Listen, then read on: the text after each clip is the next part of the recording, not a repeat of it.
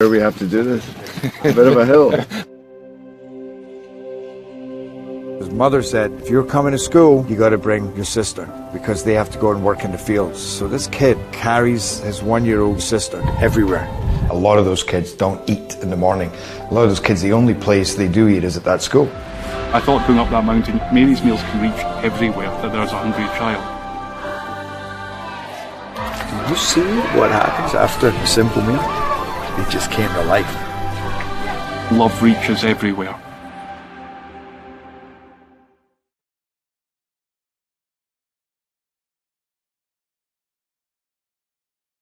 Parkview Sports Medicine's integrated sports medicine team is built to serve the needs of all athletes in all sports. Our team's only goal is to improve athletes in every facet. PSM offers performance training to help athletes get better on the field, dedicated athletic rehabilitation and physical therapy to help them get better off of it, certified athletic trainers in our PSM schools providing daily support to our athletes, and a specialized orthopedic walking clinic when injury strikes. Call 260-266-4007 to speak to our care navigators or visit ParkviewSportsMedicine.com to learn more about what we can do to improve athletes at all levels. Parkview Sports Medicine. Become more.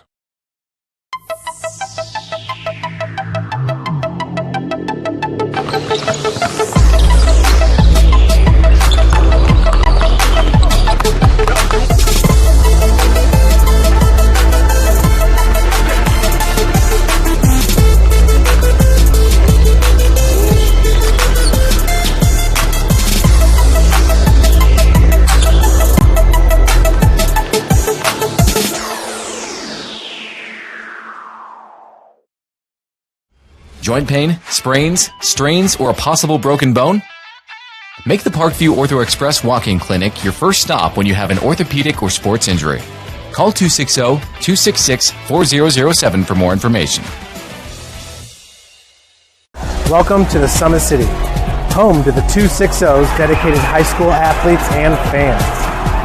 Each victory and celebration captured by our cameras. Treasure the highlights from the Summit Athletic Conference this season, or complete games live or on demand. After all, nobody's more proud to call Fort Wayne home than SummitCitySports.com.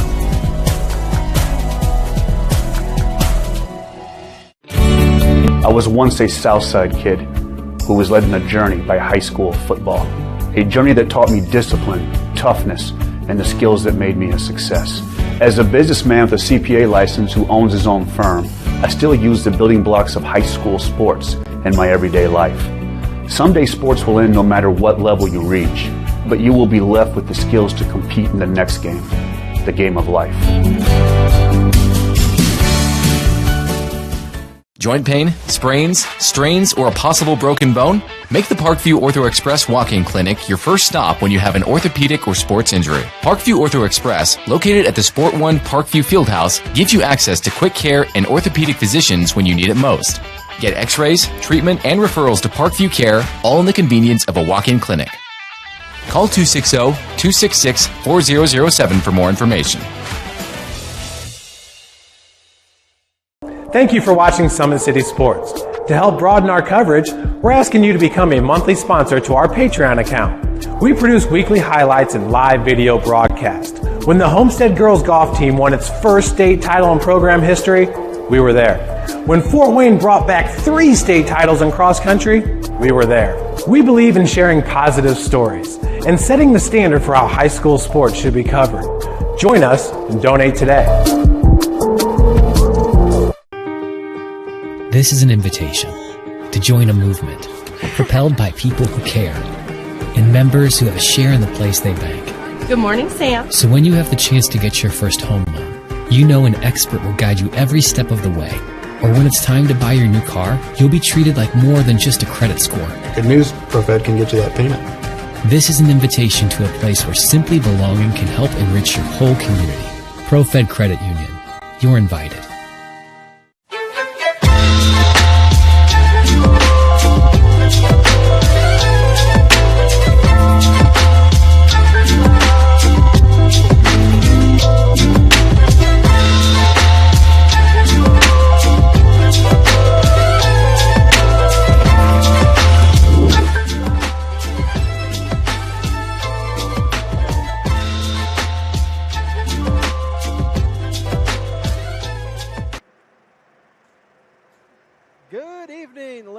gentlemen, thank you for tuning in here on SummitCitySports.com across our platforms, Facebook, Twitter, and YouTube. We are live at the Parkview Sport One Ice House getting ready for some high school hockey action. Our first matchup of the night is going to consist of the Fort Wayne Vipers taking on the Leo Lions. I am your play-by-play announcer, back again. I was kind of caught up the last game out with mandatory work schedule. Brandon Porter with you again, returning once again. Joe Hacker, my color commentator. Hunter Sosenheimer on camera. And we look forward to getting you the action here, as I know things are pretty tough right now. We're probably going to have a lot of viewers and everything. Right now, we're only allowing 2 fans per player in right now. So, obviously, I missed last games, which came back on October 21st. So, Joe, you were here. What did you think of the opening night? Yeah, well, we'll start with the Vipers and Leo because obviously that's the first one we're going to be watching tonight. And, I came into the game kind of expecting the Vipers to win by a couple of goals, and it really wasn't like that at all. The Lions really played pretty well in that matchup. They really hung with them for the majority of that game. 3-2 game, very close, very tight. I think one of the things that just kind of killed both teams to some extent was just like constant penalties. I think there were probably 12 penalties total. And so that's just too many, but luckily it didn't really cost those teams too badly. So I'm looking for a lot more of the same. I think this will be another close one between these two teams. Leo over this past weekend got some more ice time in despite the rink being closed. They had the crossover tournament, and they had pretty good results going about 2-0-1. One of the game results wasn't in. So nice to get some confidence with a couple of wins, and then the Vipers as well also getting some time. Yeah, that looks like to be one of the major changes is Leo playing a more strong defensive game. Last year, they were one of the teams that gave up the greatest amount of goals, I think, of all 4 teams in the division. So it's nice to see they're tightening it up defensively, and they're keeping pace with one of the top-tier teams, as right now it looks like the Vipers and Homestead. We only have 1 game here, but it looks like they might be leading the pack once again this year. Going off of the scores from last game, it was Homestead defeating Carroll 6-2. With goals on that night. We'll get those here in a second. And it was a 3-2 victory, as you mentioned earlier, between the Vipers and Leo. Tonight we have our first game, Fort Wayne Vipers and Leo Lions. And rounding up our Veterans Day game will be Homestead and Carroll. Upcoming events, Veterans Night, as I mentioned, is tonight. And then we have a youth hockey night coming up on November 25th. And I do believe we have a couple makeup games coming up this weekend, or at least one of them this weekend. Yeah, well, the set of games on Saturday, it sounds like, and then next Saturday as well. But I believe makeup for the last 2 games. weeks. So obviously everything at this point is subject to change, but we really hope to be able to get those ones in here and give these guys as much of a season as possible. Well, before we get too much further in here, we'd like to take a moment to thank our sponsors that allow us to do this here on Summit City Sports. As you know, today's broadcast is brought to you by SummitCitySports.com. Follow us on Twitter at 260 Sports. That is 260 Sports. Like our Facebook page, Summit City Sports, and be sure to subscribe to our YouTube channel. Kelly Automotive Group is Indiana's #1 automotive group with over 1,000 new vehicles and 500 pre-owned vehicles to choose from. Visit DriveKelly.com. The Kelly Automotive Group, where it's simple, transparent, and reliable. Tom Steel Tire has been servicing the Fort Wayne area for over 40 years.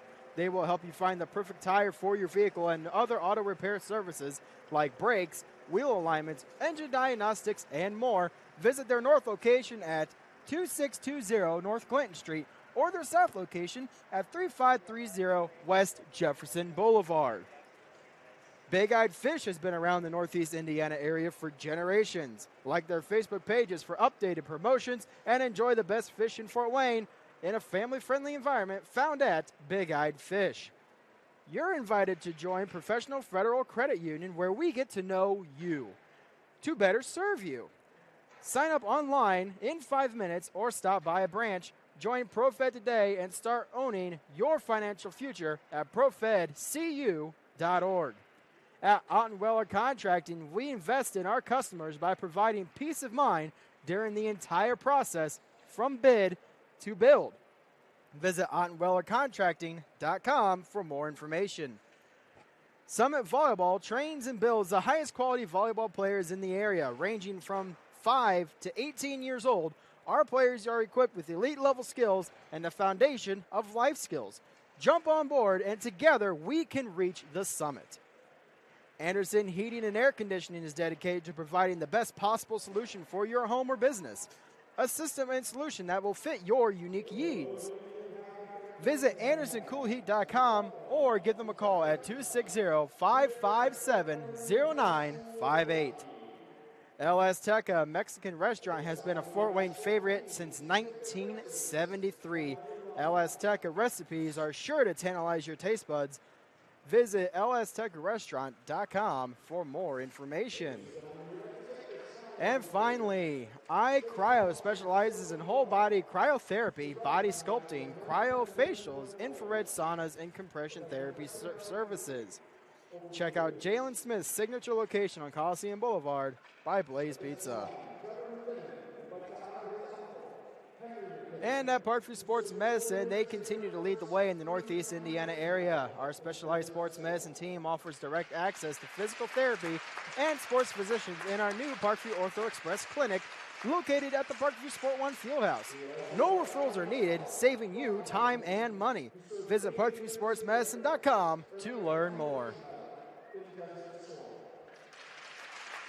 We will take a break here on Summit City Sports, and we'll be back with the first period here between the Vipers and the Lions.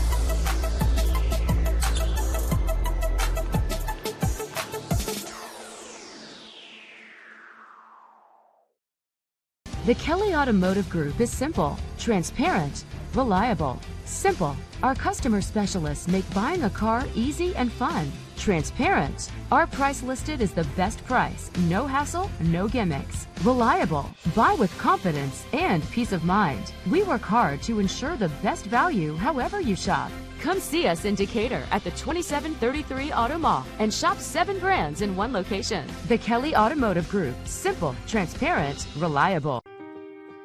This is an invitation to join a movement propelled by people who care and members who have a share in the place they bank. Good morning, Sam. So when you have the chance to get your first home loan, you know an expert will guide you every step of the way. Or when it's time to buy your new car, you'll be treated like more than just a credit score. Good news, ProFed can get you that payment. This is an invitation to a place where simply belonging can help enrich your whole community. ProFed Credit Union. You're invited. I was once a Southside kid who was led on a journey by high school football. A journey that taught me discipline, toughness, and the skills that made me a success. As a businessman with a CPA license who owns his own firm, I still use the building blocks of high school sports in my everyday life. Someday sports will end no matter what level you reach, but you will be left with the skills to compete in the next game, the game of life.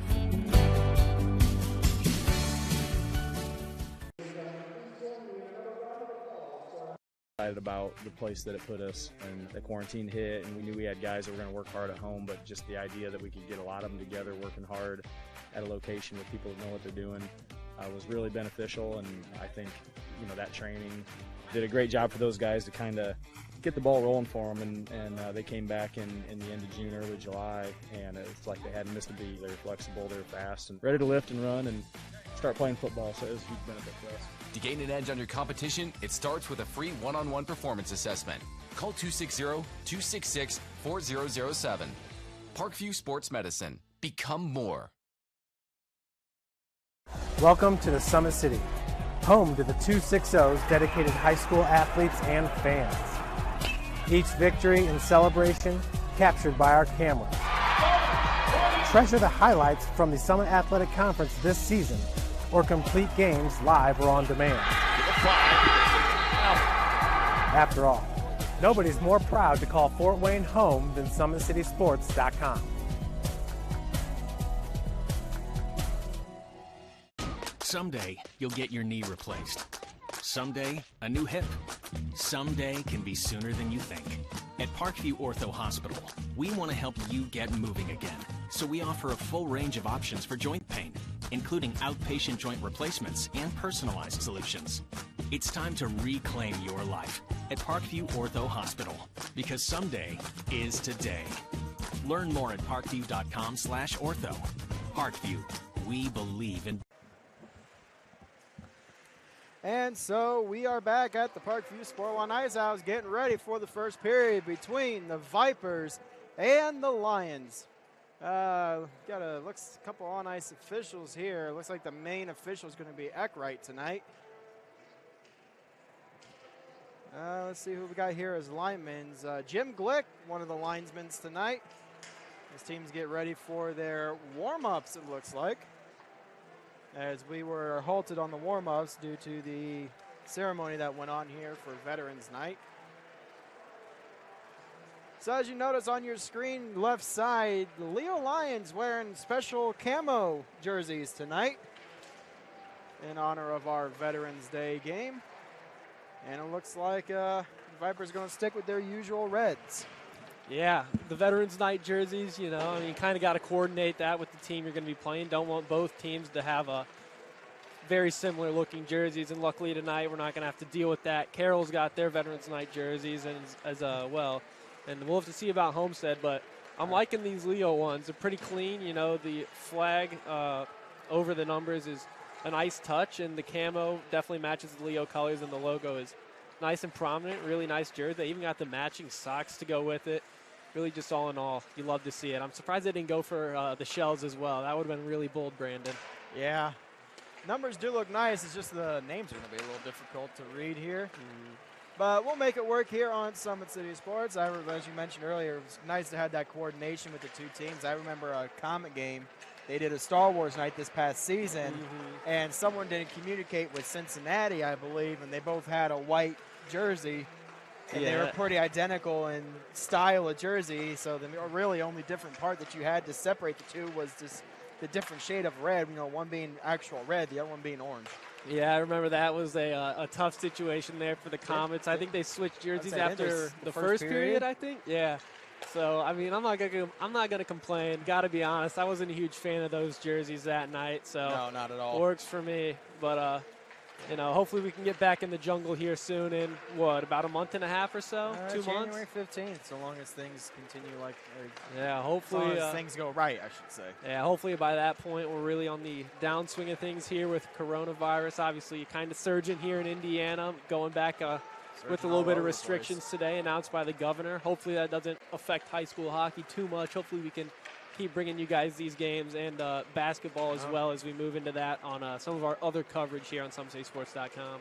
Oh, that's the thing. If they make it to where fans can attend, we always got the platform right here with Fort Wayne hockey, as you mentioned, the basketball. You got football wrapping up. I think they're in semi-state right now, maybe state possibly. We're working on the regional round this week. We got, I think, 3 games we'll be bringing to you guys live on SummitCitySports.com. We had to drop the Homestead at Westfield game, I believe it was, because limiting some press box access there, so we weren't able to do that one. But we'll have coverage of Concordia, Bishop Dwenger, and Bishop Lures as well, I think, is the third team in the regional round. I'm going to be with Balin down at Tiptar or something like that, down by Tipton. Yeah. So that should be a good one. Bishop Lures historically has had a lot of success, or at least a fair amount of success. So not the last couple of regular seasons that they've wanted, going below 500, but when it comes down to it, state success is really what these teams are looking for, and that trend holds true here in high school hockey. There's certainly some pride in the city, but everyone's playing for the state championship rings.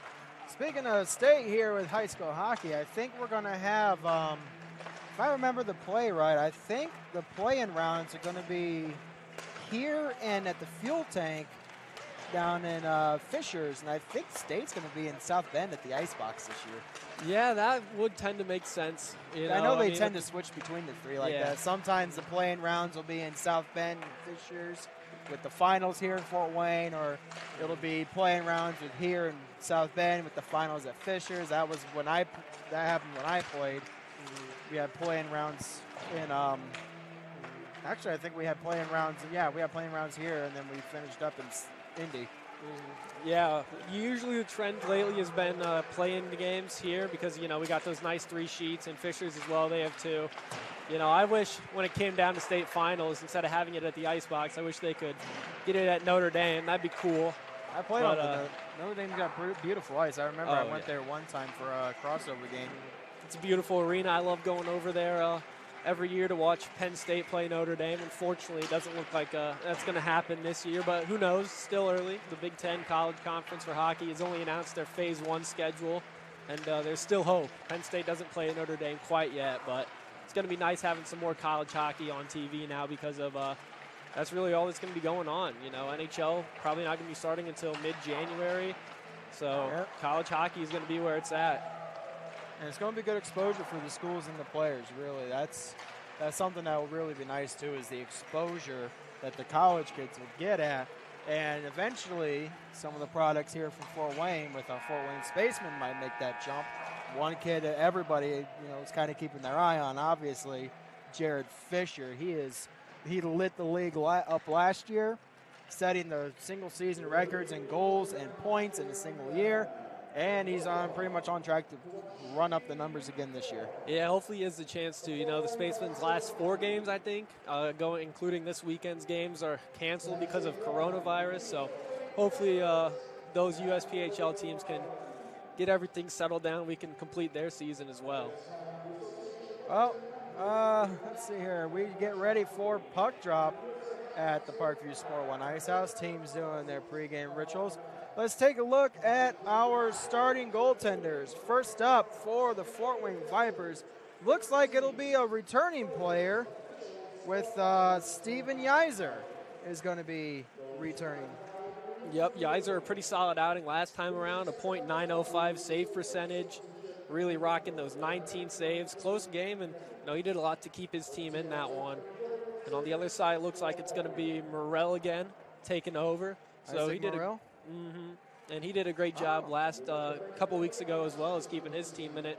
There's a last name I recognize, backup goaltender for Leo, Andrew Balmer. Yeah. I remember seeing his brother play for a couple of years, if it's the same Balmer that I know. Yeah, I mean, they kind of look similar. That would make sense. When they were walking out to the ice, it definitely looked similar. So Leo run into the family a little bit. I'm assuming just a freshman probably. So yeah, 9th grade.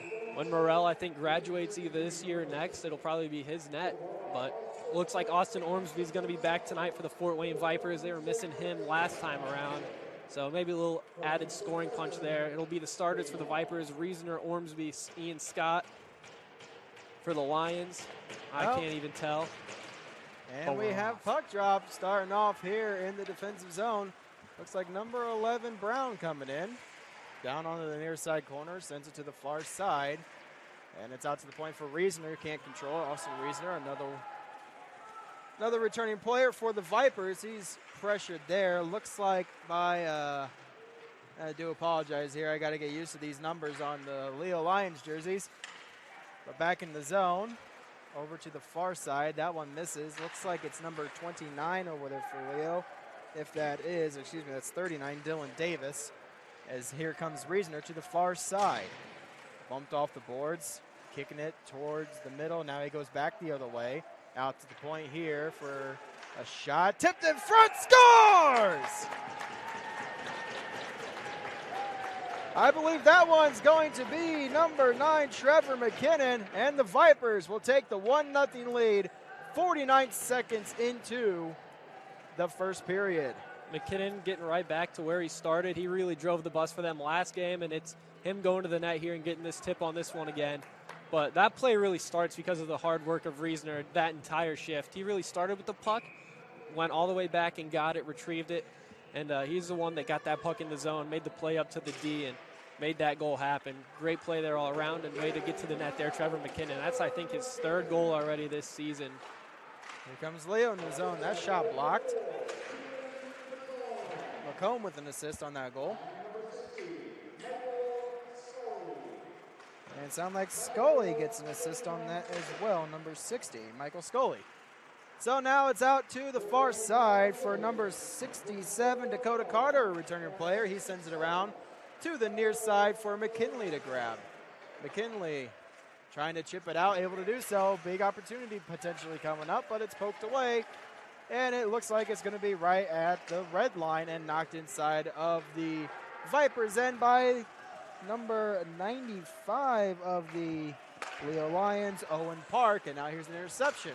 J.D. Scott with a shot. Stick save made by Yeiser.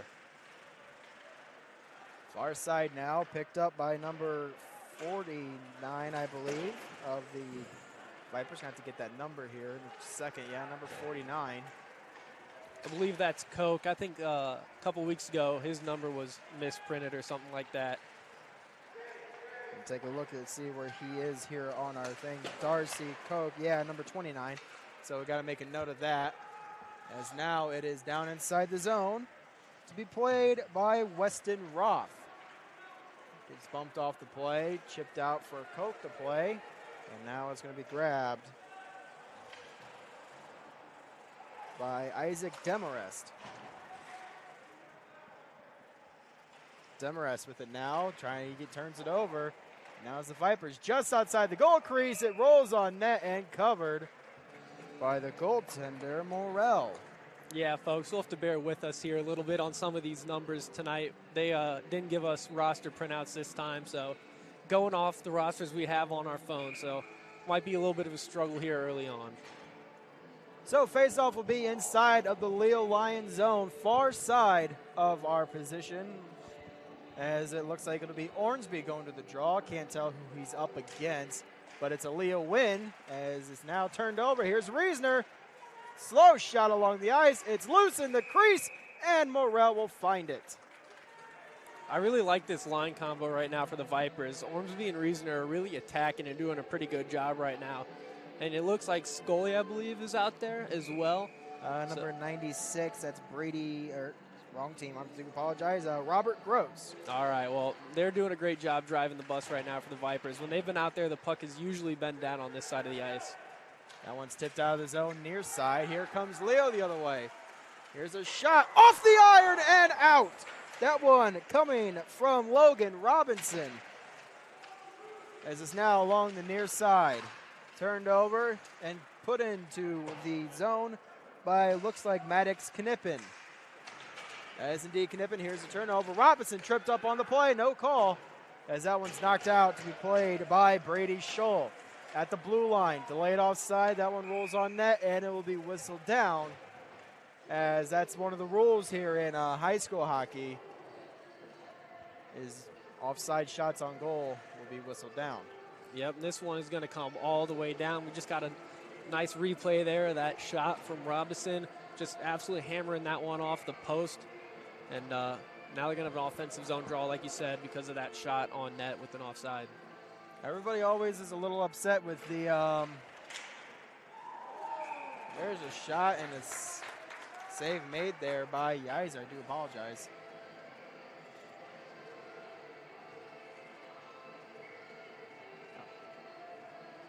So then coming in here, another face-off far side. That's won by the Vipers. And that one sent over to the near side for McKinley. Potential 2-on-1, as it is McKinnon racing for the puck. He's got number 80, Smith with him, Kyler Smith. And now here comes Leo the other way. Heavy hit there. And play whistle down for the offsides. And we're going to have a penalty coming up on the play.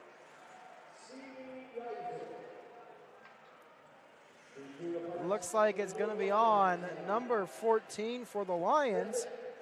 That's Redmond. Christian Redmond. Yeah, he got a 2 and a 10 in the last game against these two teams, closer to the midpoint of the game, knocked him out for some critical time.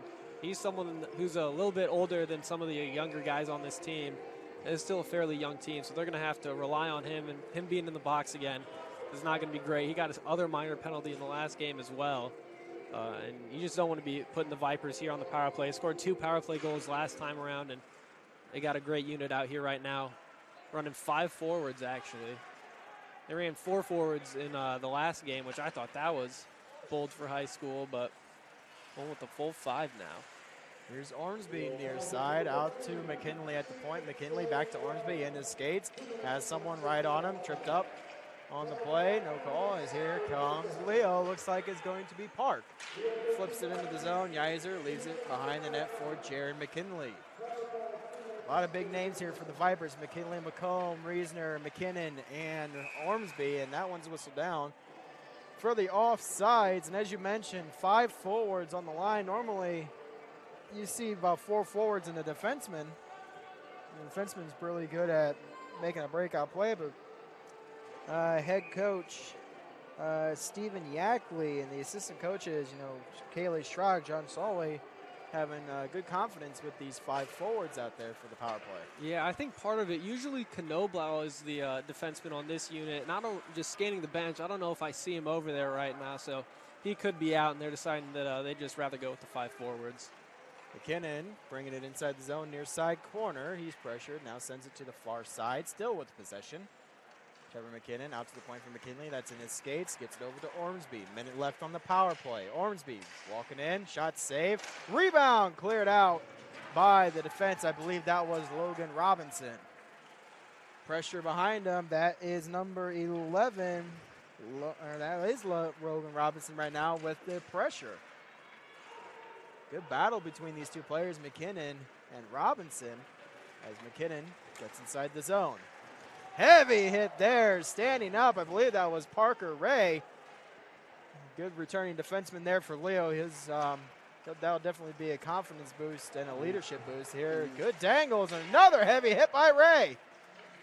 To the near side, here is Ormsby out to Backstrom. Backstrom a shot, tipped in front and a save. Rebound, scores! A power play goal, and the Vipers go up 2-0.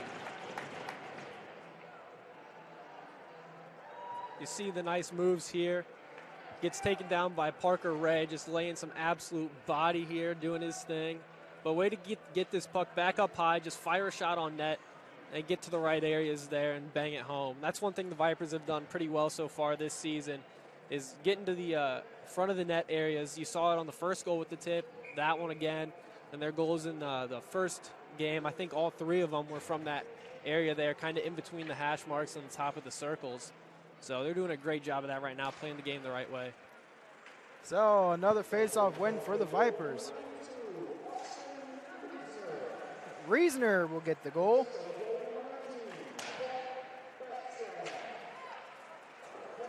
So Reisner will get the goal, 92.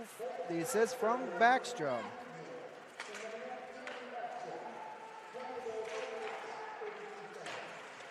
Far side, now potential 2-on-1. Koch with Spear into the zone. Koch, backhand, save. Morel doesn't know where it is. Cleared out. Now it's loose in the high slot. There's a shot by Spear and a save. That one might have been blocked in front. And now picked up by Park. Here is Owen Park getting it down low. Bumped off the play by number 21, Blake Ridge. Far side corner, Park with it now. It's turned over. Here is Koch. I do apologize if I am mispronouncing that. This is the first time with him on the ice. He's bumped off the play there by Brady Scholl.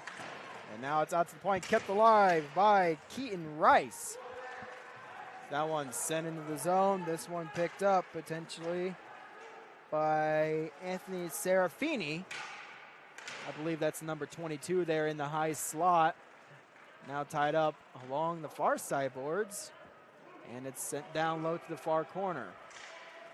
Behind the net coming to the near side, I believe that is number 20 for Leo, or it could be, Weston Roth, as it's picked up and cleared out of the zone by Kyler Smith, but it's actually knocked down and kept in. Parker Ray with it now. He takes a heavy hit. Now here's Reisner with a goal on the night. Takes it to the slot, and it's knocked away by the defenseman. Here comes Leo. Knocks it off the board. That was Weston Roth. As now it is going to be number 60 for the Vipers, Michael Scully. Here comes. That shot was on net, and Morel makes a save. A lot of great pressure there from the Lions on that one. A great forecheck.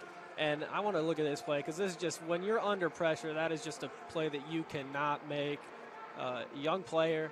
I see what he was trying to go for there, but when you have that kind of time like he originally had, you can maybe turn it around and go back up the near side. No need to try and mess around stick handling, and then when you come under pressure, you're right in front of your goalie, probably 3 inches from the goal line, it can get knocked in. Far side is going to be chipped out of the zone by a Leo defenseman. As I do apologize, once again, we're trying to get used to these numbers here. I believe it's now picked up by number 27, Nathan Wolf, as here comes Scully. Knocked down on the play, picked up by Dylan Davis, sends it down low for Wolf. Now to the near side, here comes Leo out the other way. That's picked up by Logan Robinson. Picked up on the play, no call.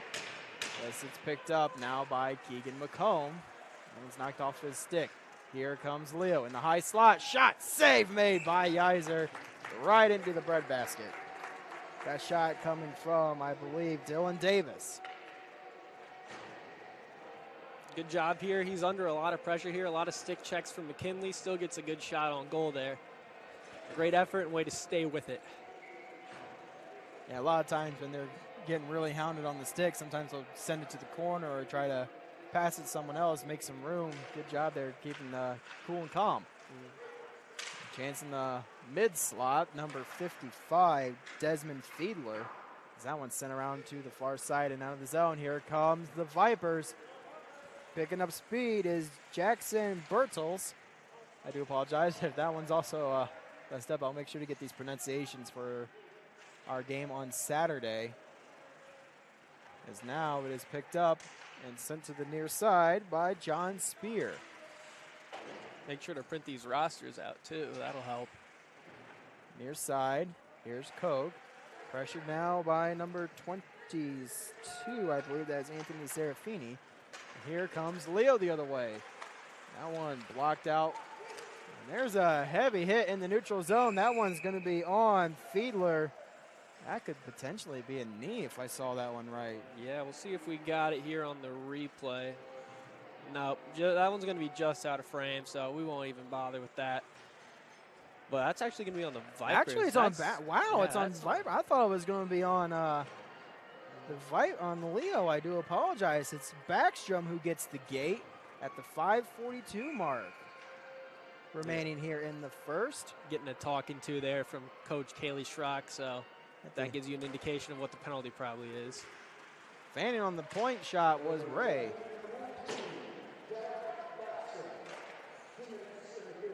Interference is the call. So here's a turnover. Shot save made by Morrell. Shot coming from Reasoner. As now it's going to be along the near side. Into the middle. Here comes Robinson. Drop pass. Here's a nice toe dangle, and that one is sent to the far side corner by Ormsby. Picked up by Leo. Out to the point. That one is under the stick of, I believe, might be Maxwell Schill, but I have to double check the numbers. That's coming into the zone. Here comes number 39, Dylan Davis. Far side corner, now about behind the net. Back to Davis. Over to Ray. Ray, back down to Davis. Here's Ray. His point shot is blocked. It's now over to Davis once again, trying to center it, intercepted and cleared out of the zone by number 60, Michael Scully. Good job settling down there by the Vipers into their PK when Leo got some control. Leo was only 1 for 5 on the power play last time these two teams played, so that's one area where they're going to have to improve. Coming in the zone, nice move, another nice move, and it rolls off his stick and goes to the far side corner to be cleared by Keaton Rice. Knocked down in front, but Gross has it, and he will get it to mid-ice before it's knocked down by Knippen. The near side for Serafini, but it's intercepted. But fanning on the play was Brown. Roth trying to keep it in. It's at the point. Delayed offsides for the Lions. As finally poking it free. They're still battling for it. Knippen knocks it into the zone. Brown, near side corner, decides to go far side, off the glass, and kept in by Roth momentarily as it went off the shin guard of Brown. And he kicks it in the zone, playing a little bit of soccer right now. Now to the far side corner. I believe it's going to be Knippen.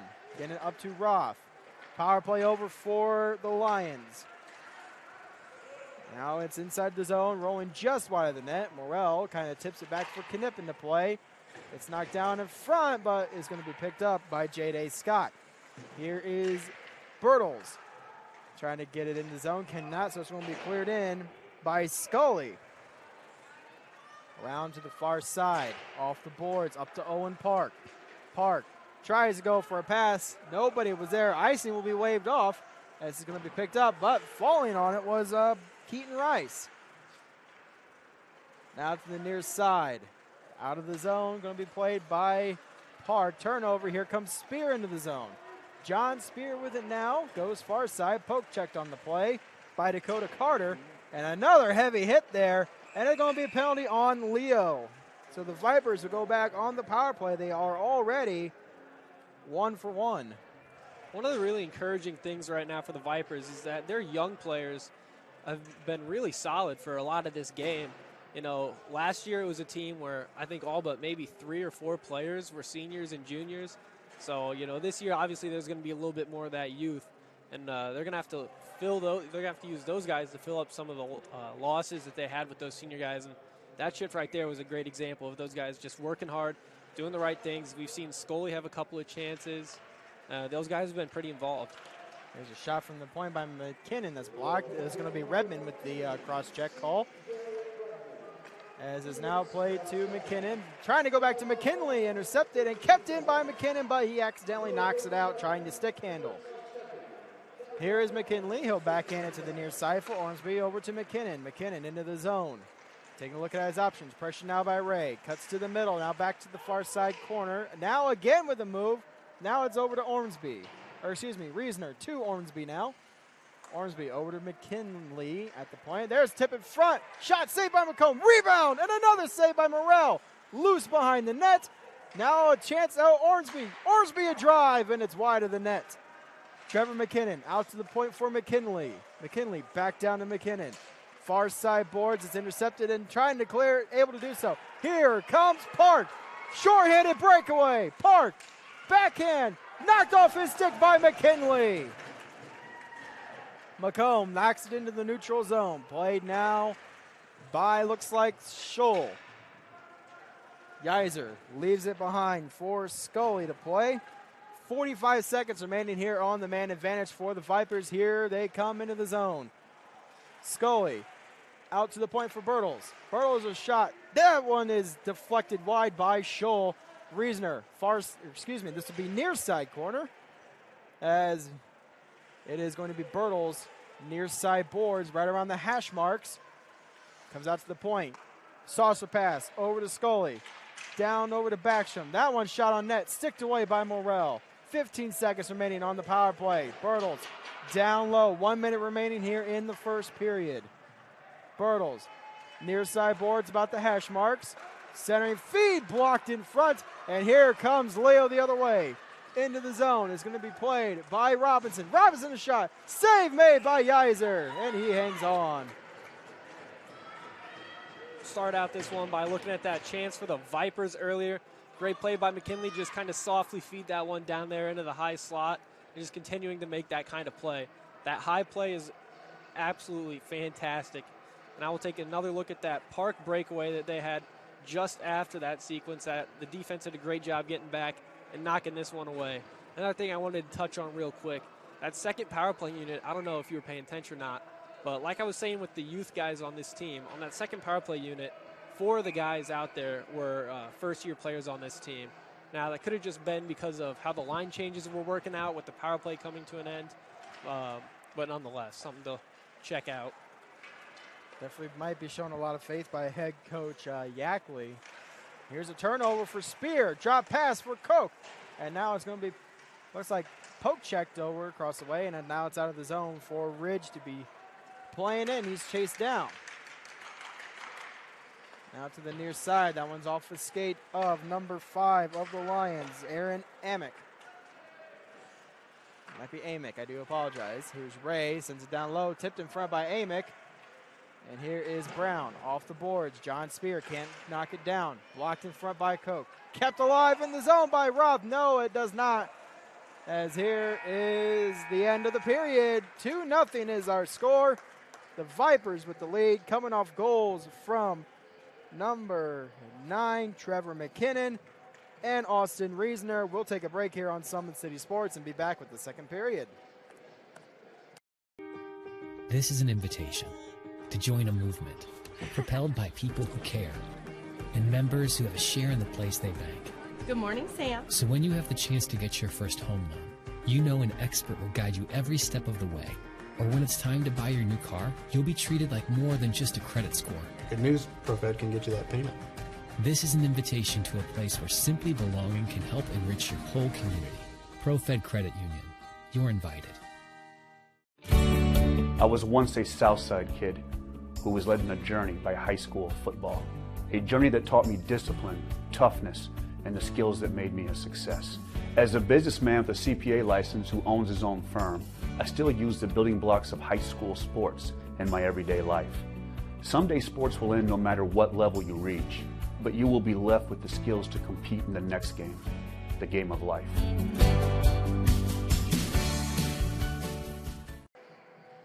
And so we are back getting ready for the second period here at the Parkview Sport and Ice House between the Leo Lions and the Fort Wayne Vipers. So it became aware to our attention we accidentally did a commercial break during the ceremony for the veterans. We do apologize. We don't have a itinerary here, so we weren't aware that they were doing it right there.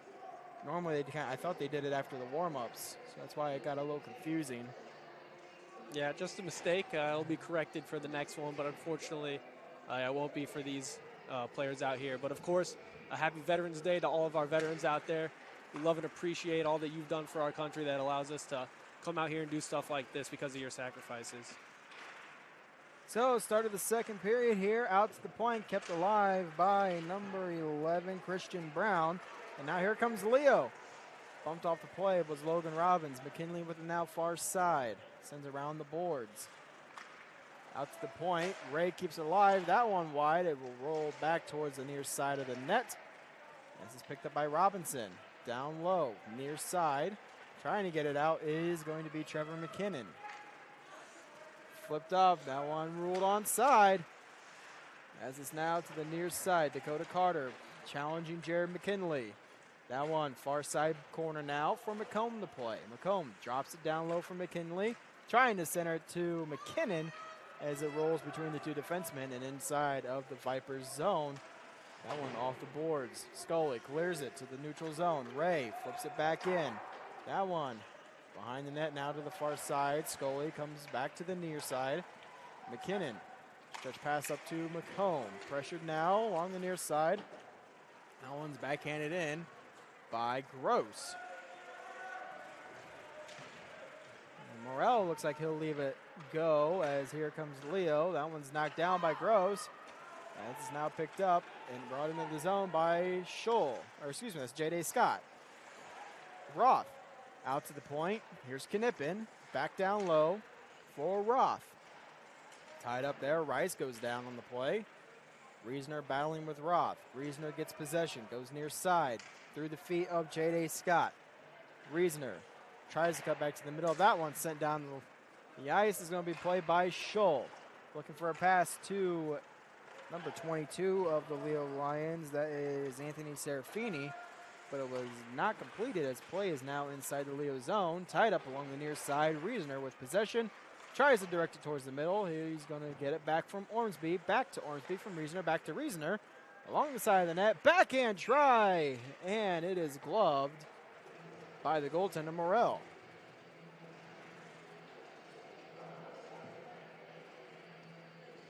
Again, it's just that net traffic right there. You know, that's not exactly the prime scoring area in front of the net. But nonetheless, you know, the Vipers are playing pretty well here, and they're continuing to get to the middle of the slot, like I keep talking about. So face off far side of your viewing angle is going to be won by the Leo Lions, as now it's going to be played by, I believe, Dakota Carter. That one's knocked out of the boards, and it's into the Viper zone. Rice going off the boards is inside the zone. Here is Carter. Wrapped around to the near side. Coming up the zone. Played now by Koch. Inside the zone. Poke checked at the blue line by Carter, and here comes It looks like it's a tie-up along the near side boards, and it'll be sent in the zone by Bertles. Carter with it now. Pressure now by Bertles. That one trying to get it out of the zone, cannot. Here's Carter once again, taking his time, bouncing it off the boards, knocked away there by Backstrom as it's cleared into the zone by, I believe, C.J. Redman. Along the near side, rolls into the neutral zone. It's going to be played now by, still looks like it's near side, and it's put inside of the Viper zone, and it goes for an icing. 11:37 remaining here in the second period. We are still at a 2-0 game. Yep, nice little cushion for the Vipers here.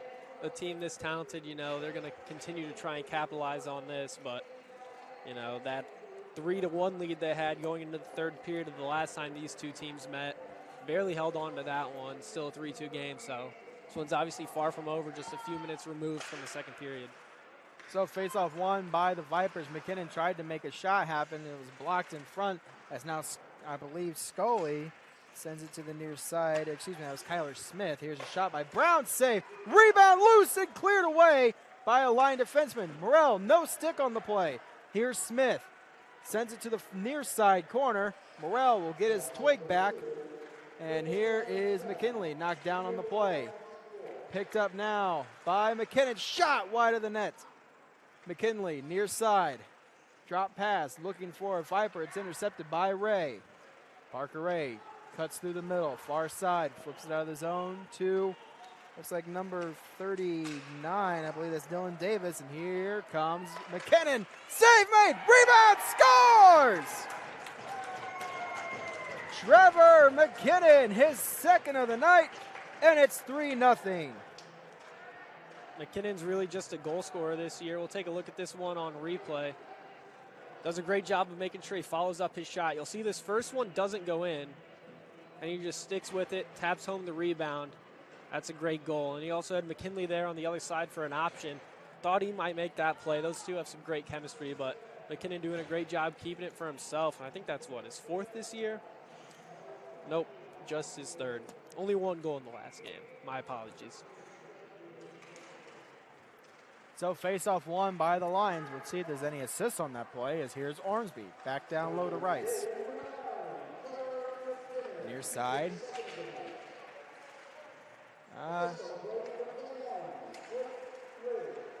21 gets an assist.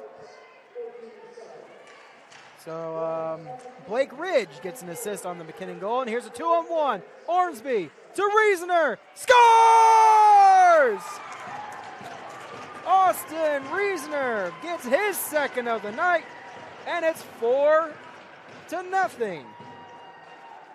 Yeah, another 2-on-1 here for the Vipers, and I don't know if that was Reasoner that finished that one. I think that might have been 96, actually. Yeah, that'll be Gross finishing that one. Oh, I do apologize. Gross. I do apologize. Looks like that'll be, I think, his first of his career, you know, so congratulations to him. I almost thought Ormsby held on to that puck a little bit too long. I thought he was going to try and hold that one for himself because of the difference between the two, but, you know, a great pass there and a great job by Gross making sure he was able to handle that one and send it home on the open ice. Do apologize. Timeout called by Leo.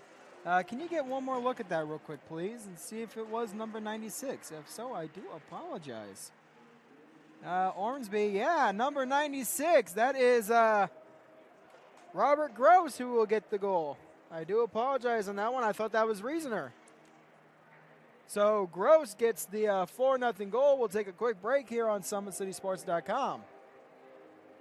Excited about the place that it put us, and the quarantine hit, and we knew we had guys that were going to work hard at home, but just the idea that we could get a lot of them together working hard at a location with people that know what they're doing was really beneficial. And I think, you know, that training did a great job for those guys to kind of get the ball rolling for them, and they came back in the end of June, early July, and it's like they hadn't missed a beat. They were flexible, they were fast, and ready to lift and run and start playing football, so it was a huge benefit for us. To gain an edge on your competition, it starts with a free one-on-one performance assessment. Call 260-266-4007. Parkview Sports Medicine. Become more. Welcome to the Summit City, home to the 260's dedicated high school athletes and fans. Each victory and celebration captured by our cameras. Treasure the highlights from the Summit Athletic Conference this season, or complete games live or on demand. After all, nobody's more proud to call Fort Wayne home than SummitCitySports.com. And so, coming out of our commercial break here, face-off won by Roth, 4-0 is our score. 10-16 here. It's going to be tied up along the near side. So it was Gross from Ormsby, and Keaton Rice will also get an assist on that Gross goal that made it 4-0. Now a turnover. Here's another 2-on-1. It is Spear with, looks like 49, Koch, and that one just off the pad of Morrell. And now here's Koch again with a shot blocked in front. And now Leo desperately trying to get it out. They do, and it's going to be picked up by Backstrom. Spear coming into the zone, sends it down low. Morrell will stop it behind the net, leaves it for his defenseman to play. Once again, I do apologize. It's the one's turned over. Here's Brown. Brown, near side corner, takes it to the far side. Backhands out to the point for Scully. Scully to McKinnon. McKinnon a drive and a save made by Morrell. They might have caught him a little high. We'll go back and look again at this 2-on-1 from the Vipers. The third one in what feels like 2 minutes. Just the Leo defenders getting caught up, and that's just not going to be successful. I think the last 2 goals have both been 2-on-1s. You know, just a narrow miss there on that one. So that's something Leo's going to have to look to get cleaned up if they're going to come back in this one. Face-off won by the Vipers. Scully sends it down low to be played by McComb. McKinley back there to assist. Pressure now by Parker Ray. McComb cuts back to the far side, still with Ray on him. Now out to the corner, back out to the point. Scully with it. Scully a wrist shot, blocked in front, kept alive by Brown at the near side point. Down low behind the net. Ray and McKinley tie up. Ray comes away with it, sends it up to the middle, and cleared out of the zone. Tripped up on the play, I believe, was Robinson. No call going to be called, as it is going to be sent down low for Morrell. Stops it and leaves it for the defenseman. As it's now to the point. Scully off the boards, back down low. Here's McKinnon. McKinnon, near side corner. He's got McKilm and McKinley. Here's Brown. Shot, save, rebound. Poked away there by Morrell. Into the slot, out to the point. Here's Scully. Sends it to the far side corner. Down low, Ray with it now. Ray sends it over back to the far side corner. McKinley pressuring the Leo defenseman. I believe that might be, if I'm reading the number right, I believe that might be Park. Or no, corrections, Dakota Carter. Here's McKinley, a shot. Save made on the wraparound. Ref waving off, no goal. As McKinley was really sure he thought he had that one. Yeah, there was definitely daylight here. You can see on the replay, Morrell he must have just got over. That one was probably jammed on the post. So, yeah, he was definitely trying to sell it a little bit, but the referee was having none of it. And this game stays 4-0. 7:57 remaining here in the second period. 4-0 is our score. As face-off one, here's Reasoner, a shot, save made by Morrell. Good job there by Ormsby tying up on the face-off.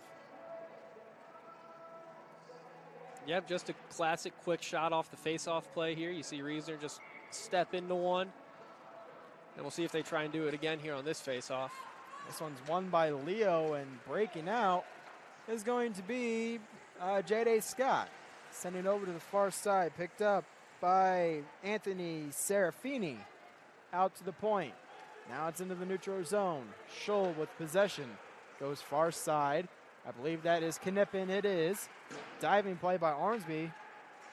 I'm not sure if he knocked it out of the zone or if Knippen shot it out, as it's going to be played down low. Yeiser stops it behind the net.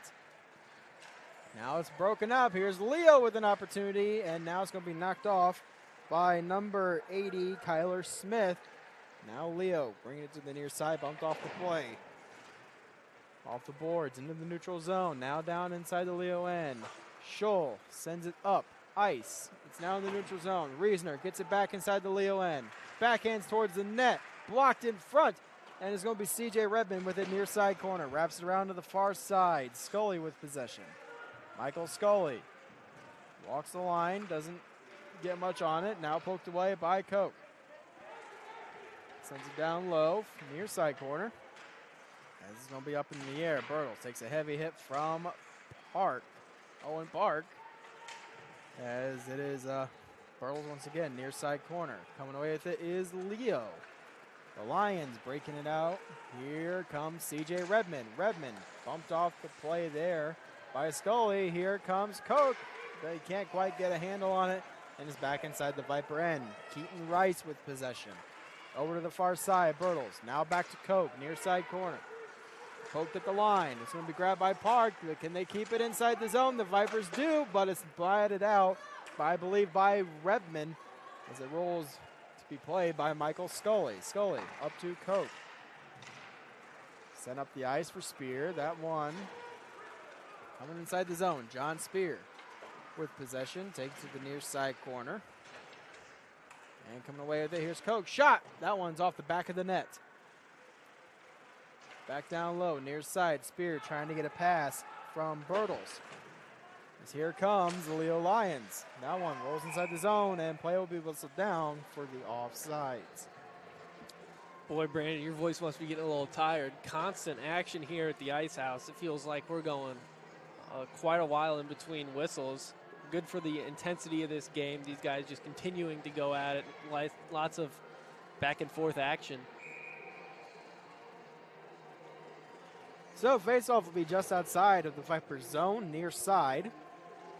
As it looks like it'll be Robinson going up against McKinnon. Excuse me. As that one's won by McKinnon. Here comes, looks like another 2-on-1, but Robinson gets back. Here's a shot. Save made by Morrell. Rebound cleared out of the slot. And here's Brown. Looking down low. Intercepted. That one cleared out by a Leo defenseman. Icing waved off. Here's a foot race. Robinson turning on the Jets as he's able to knock it off of McKinley's stick, but he'll get it right back, and it's into the neutral zone. Here comes, I believe, Ray up ice. Here's Roth with possession. Roth sends it down low to Yeiser. Yeiser leaves it for his defenseman, poked off the stick there by Roth, as now it's going to be Brown up ice, looking for Gross, can't find him. Here is I do apologize, number 21, Blake Ridge. As McKinnon gets it off of his stick out to the point. McComb gets ran over by a freight train a little bit. There's a big size differential there between McComb and I believe Roth. As here is Ray. Parker Ray now goes to far side, sends it to the near side, off the glass, out of the zone. Neutral zone play now. As that one's Backstrom, sends it into the Leo zone, off the glass once again, and cleared by Ray. Here comes Leo inside the zone. It is going to be J.D. Scott, but it's into the pants of, looked like Ormsby. As here it is rolling towards the Leo bench, picked up by Austin Ormsby. Ormsby into the zone. Ormsby with the move, loses possession. McComb with the diving play, can't pick it up, and it's going to be gathered now by Ormsby. Ormsby centering feed, and it's through the feet and wide of Reasoner. Keaton Rice keeps it inside the zone. Knocked off the stick of, looks like number 55, Fiedler. That one off the boards, out to the far side point. McComb knocks it down. Ormsby looking out to the point for Backstrom. Intercepted in front. Here comes Owen Park. In a foot race now, trying to get around Rice. Able to do so. Far side corner. Rolls out to C.J. Redmond. Takes a funny bounce off the sandboards. There's a shot. And that one, I believe, goes off the back of the net and out of the zone. As it's going to be picked up by Scholl. Scholl coming into the zone with speed. Sends it down low. Near side corner going to be picked up by Backstrom. Backstrom bumped off the play there by Park as he now turns his attention on Bartles. Bartles doing a good job boxing out Park and gets it out of the zone. Up ice to Gross. Gross throws it far side corner. Scholl gets it back from Morrell. Backhands it to the near side boards. Trying to get it out is Leo. Cannot. That is Fiedler. Bumped off there by Bertles. Out to the point. No, correction. They go around to the far side corner. And where it's going to be grabbed by Redmond, who tries to clear it. Cannot. kept alive by Brown. Turnover. Here comes a one-on-one play. It is Redmond. Shot. That one's wide of the net. Scully gets it out of the zone. That one is up to Gross. Gross to Spear, and it goes over the stick and wide. Bertles down low, trying to get it further into the zone. Cannot. Knocked off the stick. Brown trying to gather it. As now here's John Spear, 2-on-1 with McKinnon. Spear, shot save, rebound, and another save by Morrell. Out to the point, Scully down to McKinnon, trying to send it to the high slot. Picked up by Spear, and it's going to be flipped up, and it is knocked out of the zone by Aaron Amick. Now back into the zone, behind the net, Morrell. Goes under his stick, so it's going to be played by, I believe, number 13, Maddox Knippen, as gets it right back up ice, looking to number 39, Dylan Davis, as it's going to be played near side boards. Tied up along the boards, that one rolls into the zone. Here's McKinley, bumped off by Ray. Now stretch pass, finds Davis. Davis on the lone, shot, save made by Yeiser. 1:10 remaining here in the second period. 4-0 is our score. Wow, a couple of good scoring chances there. We'll take a look at this first one almost 4 minutes ago. McKinley, that pass right there was absolutely money. It doesn't get much better than that, folks. We'll take a look at another one here from the Vipers. This was that other 2-on-1, and we'll save that one. Shot there, blocked in front. Here comes the Vipers. Here's McKinley. Far side corner. Might have got tripped up. No call on the play. As it's going to be picked up by, looks like Weston Roth. And now here it is into the zone. It is going to be a battle between Backstrom and I believe Roth. Backstrom loses it. Here's a turnover. Shot. Good shot. Save. It's in the crease. Cleared out by Koch.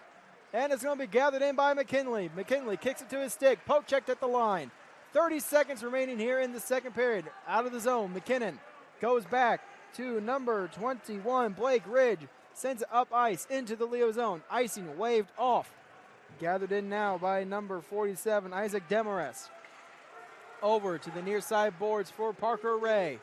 That one goes the length of the rink, and it will be an icing with 12.1 remaining here in the second period. All right, we'll take a look at that most recent scoring chance for Leo here. A turnover by the Vipers defenseman.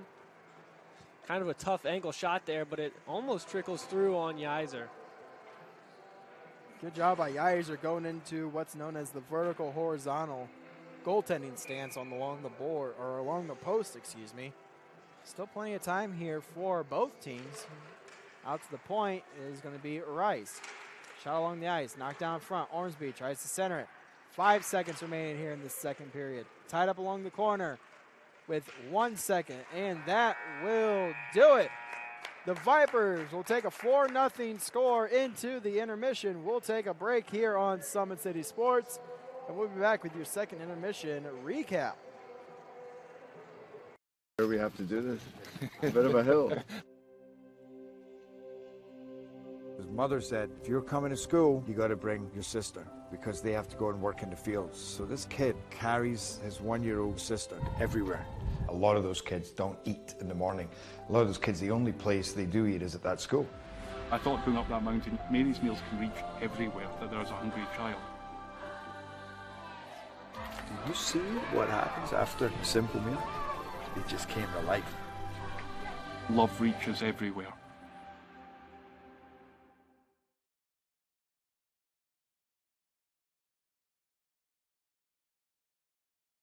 Parkview Sports Medicine's integrated sports medicine team is built to serve the needs of all athletes in all sports. Our team's only goal is to improve athletes in every facet. PSM offers performance training to help athletes get better on the field, dedicated athletic rehabilitation and physical therapy to help them get better off of it, certified athletic trainers in our PSM schools providing daily support to our athletes, and a specialized orthopedic walking clinic when injury strikes. Call 260-266-4007 to speak to our care navigators or visit ParkviewSportsMedicine.com to learn more about what we can do to improve athletes at all levels. Parkview Sports Medicine. Become more.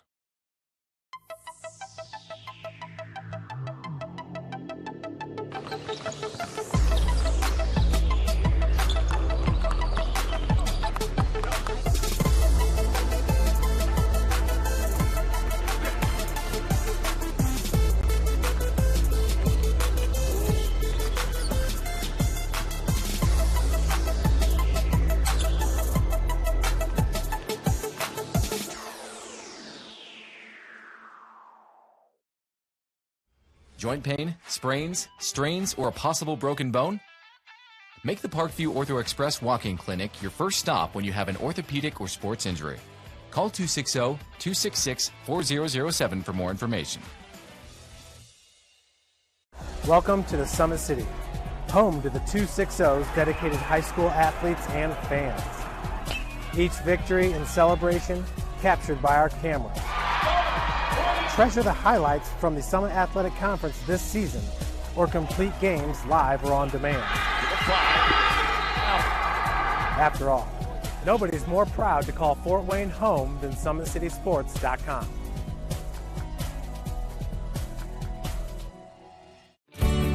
I was once a Southside kid who was led on a journey by high school football. A journey that taught me discipline, toughness, and the skills that made me a success. As a businessman with a CPA license who owns his own firm, I still use the building blocks of high school sports in my everyday life. Someday sports will end no matter what level you reach, but you will be left with the skills to compete in the next game, the game of life. Joint pain, sprains, strains, or a possible broken bone? Make the Parkview Ortho Express walk-in clinic your first stop when you have an orthopedic or sports injury. Parkview Ortho Express, located at the Sport One Parkview Fieldhouse, gives you access to quick care and orthopedic physicians when you need it most. Get x-rays, treatment, and referrals to Parkview Care, all in the convenience of a walk-in clinic. Call 260-266-4007 for more information. Thank you for watching Summit City Sports. To help broaden our coverage, we're asking you to become a monthly sponsor to our Patreon account. We produce weekly highlights and live video broadcast. When the Homestead girls golf team won its first state title in program history, we were there.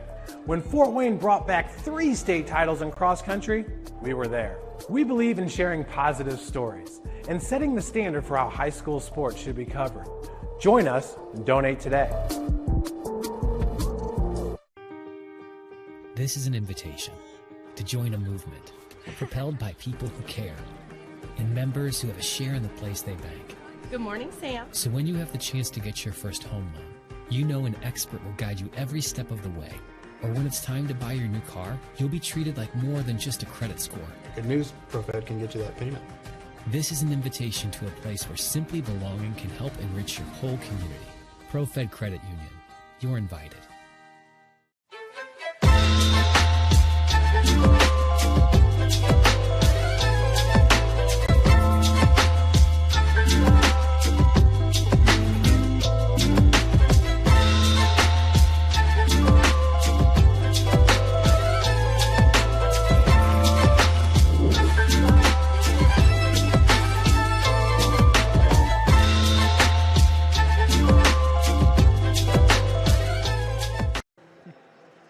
And so we are back at the Parkview Sport One Ice House in the middle of our second intermission, which is the only intermission we have here with high school hockey.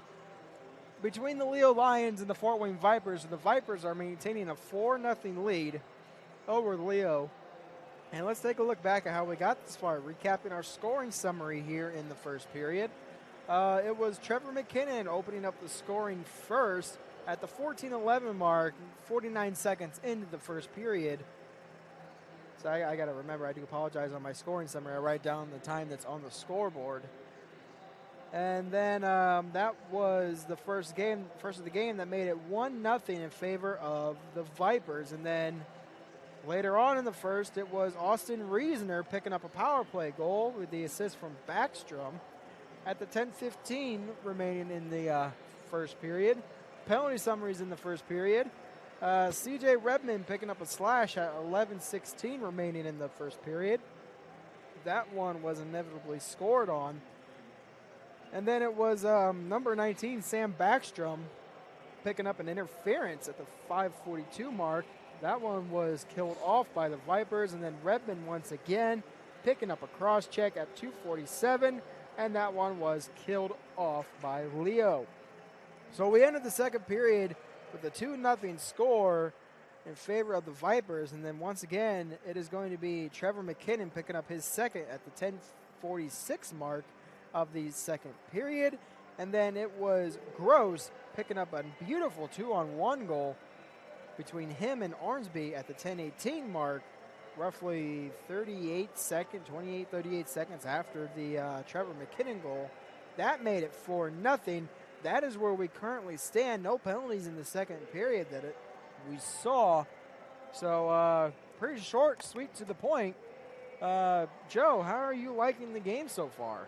Well, I think the first thing that stands out to me, at least for that second period, was just how back and forth and how quick the game was going along. I think in the entire the last 10 minutes of the second period, there were maybe 2 or 3 face-offs. So that's good that these guys are getting the legs going, and I'm sure they're enjoying this intermission right now. But a lot of good scoring chances from both sides. I mean, we have replays stacked up. Some of them we didn't get to look at of scoring chances. And so obviously the Vipers, 4-0. They're definitely sitting pretty right now, feeling pretty good. They've been doing a great job controlling the scoring chances. Not as much as they were probably in the earlier parts of the game where they were really kind of taking it to Leo. Leo's definitely done a good job battling back here in the second period. But bottom line, they're going to have to start scoring goals. They're going to have to score 4 to force overtime. And against a team like the Vipers, it's doing what they're doing right now, it's going to be very difficult. But got some scoring chances there. Towards the end of the second period, I believe this is one right here. We'll take a look at it. Yeah, so stops up right here, puts on the brakes, and there's some room there to score, but fires it right into Yeiser. And then we took a look at this one already. Another one here where there's some daylight here, just a tough angle for Leo. So the difference for them is, some of their scoring chances are coming at not prime angles like that. And the ones that the Vipers have been getting have usually come in the tight scoring areas, and they've capitalized on a lot of them. They almost had another one. I believe this is the right clip with Jared McKinley at the side of the net. Actually, no, this is another 2-on-1, and we've talked about 2-on-1s already. It's becoming a problem for Leo. You saw those last 2 goals that Leo scored. The Vipers scored were both on 2-on-1s. So, and almost here again, a great pass by McKinley. The defense is just kind of sleeping a little bit, so if those guys can wake up, prevent some of those odd man scoring chances, there's definitely still a chance for them in this game. But like I said, it's going to take a lot scoring 4 goals against this Vipers team. Definitely weathering the storm kind of in the first couple minutes. And as you mentioned, Leo needs to find scoring depth, and that was the problem with them last year, is they just could not find the scoring depth from last year. And I was kind of hoping, it's still early in the season. This is technically only the second game they've played. I do hope as we get further along in the season that they are able to find the people who will step up and put the team offensively on their shoulders.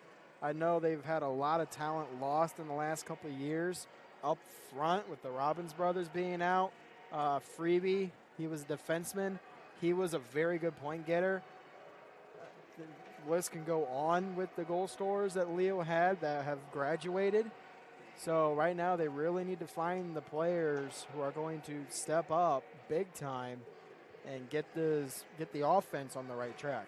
Yeah, just scanning the roster right now, it's, I think, 4 seniors and maybe 3 or 4 more juniors. So an incredibly young team. They still got a lot of time to learn. But part of the problem, I think, for them on scoring is 2 of their better players, Brady Scholl and Parker Ray, 2 of their seniors. Those are guys that are playing defense. So it's going to be harder for them to produce points, obviously. And those are 2 more defensive-oriented guys, at least in my opinion. I don't know if they'll agree with that. But at least that's how I've always looked at them. Parker Ray does a great job preventing the goals, and we saw already a little bit some of his offensive skill set. But because of those 2 guys on defense, some of their other seniors, Redman and Owen Park, that puts a lot of the burden on them, especially on Park, because Redman has gotten 16 penalty minutes already this season in league games in just 2 games. So that's a pace that just obviously can't continue. So Logan Robinson, a junior on that team, he's going to be looked to start scoring. I think he might be an alternate captain. I'm not sure. Knippen is a sophomore on defense, and he started to play a lot better. He's been around the play a lot this game. The Roth brothers, I don't know if I've seen Landon out here tonight, but those are 2 guys that have been in the mix. They're going to have to start scoring some goals here. And Desmond Fiedler, he's a junior, and so he's a big body. He's going to be one that they can look to. He's got a great shot, so it's just a matter of getting into the right area and being able to capitalize on that. And that's where we've seen them not really be able to get to that right now, are those scoring areas where those kinds of things can, be put to use. Owen Park as well, we've seen some flash out of him, but we're yet to see some of that finish. And that's the difference with the Vipers. They're not playing super flashy right now. They're just getting the job done. And so that's one of the big differences right now. Well, that will wrap it up here at our second intermission as we get set here for the third between these two teams. 15 minutes on the score clock.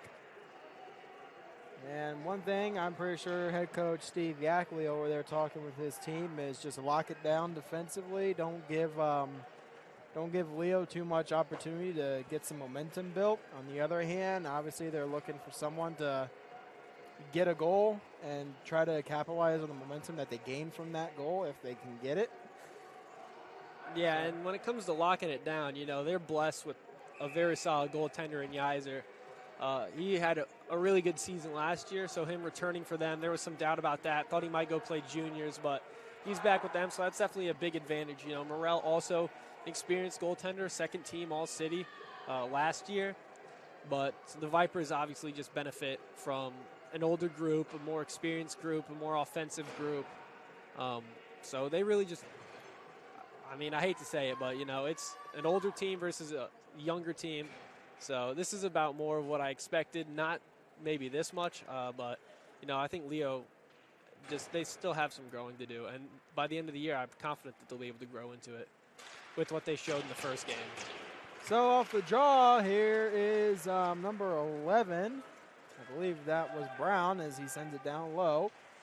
The Vipers won that face-off. It's near side corner. McComb battling for possession, I believe, with Ray. As that one's chipped off the boards and sent down the ice. Here comes Leo. Here's Robinson. Shot blocked. Rebound! And that one is blocked as well by McKinley. Here's Robinson. He's hit into the boards hard. As still in the near side corner.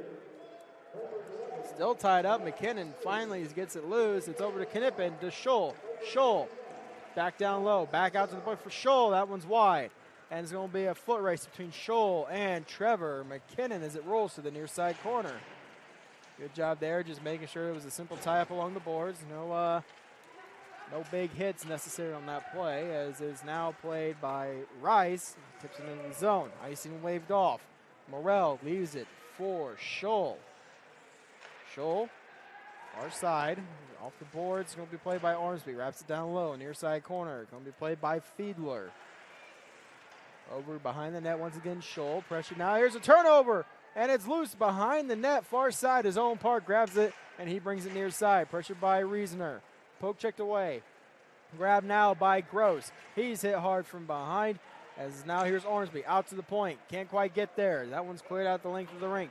Icing waved off. Yeiser leaves it behind the net for Scully. Pressured now by Fiedler. Now turnover, but he gets it right back. Scully as he brings it near side up to Reasoner. Reasoner pressured now by three of the Lions. Redmond gets it back, but he'll now turn it over to Gross, who backhands it. Here's Ormsby. Austin Ormsby into the zone. Hits the brakes. Center, now he goes with a toe drag move. Reasoner in the slot, and it goes right. Ridge a chance. Blocked in front by, I believe it was Carter, as now it's going to be picked up by Backstrom. Backstrom brings it near side for Ridge. Ridge flips it into the zone. Onside play. Morel leaves it behind the net. Here's Dakota Carter. Pressure by Koch and Bertles.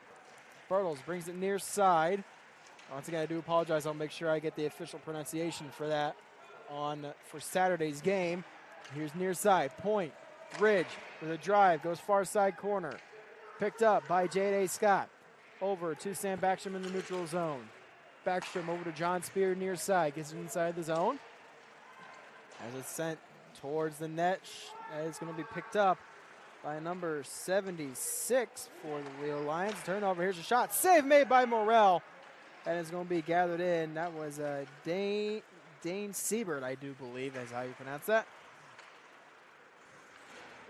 Picked up now by Bertles. Brings it inside the zone. Nice move on the play as that one is poke check towards the corner. Out to the near side corner. Spear knocks it down. Picked up by Parker Ray. Ray, probably I would consider, the veteran leader of the Leo Lions. He's done a very good job over the last few seasons. Here's Spear. Spear out to the point for Brown. Brown, shot towards the net, tipped in front by McKinnon. Spear behind the net, far side, poke checked off the play.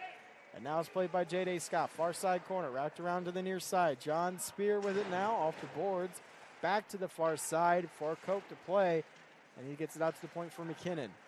McKinnon a drive, that one's wide. Spear with an opportunity, but it's blocked down by Ray. Dakota Carter, far side corner, tied up by Koch. And that one's out to the point. Cannot keep it in was Keaton Rice. Now Brown has it, backhands it towards the zone. Falling on the play, and there's going to be is that a tripping call? Yeah, it looks like it. I don't think I saw this stick touch the skates if we have that on the replay. Yeah, we'll get a look at this one on the replay here.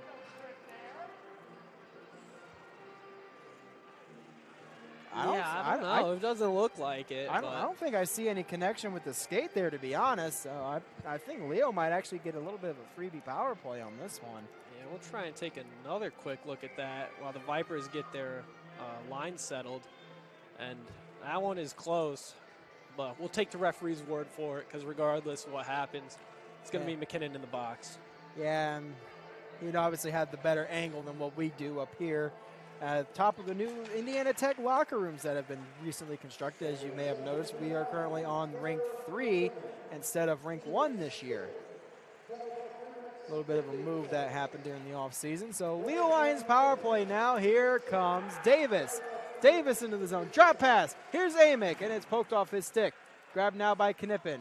Tied up with McKinley. Knippen gets it down low to Amick. Amick, near side corner, takes it behind the net. Trying to wrap around. It's loose in the low slot and picked up now by Robinson. I believe that is. Down to Amick. There's a shot. That one steered away by Yeiser. McKinley takes a look at his options, and now he'll send it down the length of the rink. That's a good job, just making sure if he had some time holding on to it to try to kill a couple more seconds. Here comes Leo. Far side. That one's knocked down by Reasoner. Here comes, it's going to be picked up and sent into the zone, I believe, by Amick. Or excuse me, that's Knippen. Once again, I do apologize, but I do really like the style of these Leo Lion jerseys. The numbers are really hard to see right now. Knippen going up ice. That was played near side. Here comes C.J. Redmond. Redmond a shot. Save. Rebound by Fiedler. Save. Another chance. Another save by Yeiser.